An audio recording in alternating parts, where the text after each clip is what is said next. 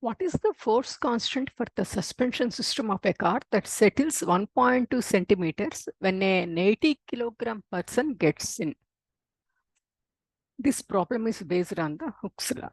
Hooke's law states that the restoring force is proportional to the displacement, or restoring force is equal to negative kx, where k is called the force constant and force constant is equal to F by x. Okay, here the force is equal to weight of the person. Okay, the weight of the person is F is equal to mg. mg is 80 into 9.8. That means F is equal to 784 newtons.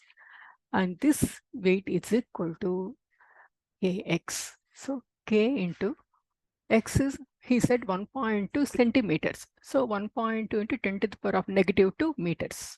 Therefore, k is equal to 784 divided by 1.2 into 10 to the power of negative 2 meters. That is why k is equal to 65,333 Newton per meter, or 6.53 into 10 to the power of 4 Newton per meter.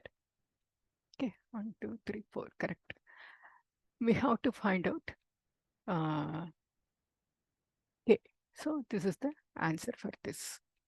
Okay, hope this helps. Thank you. Bye-bye.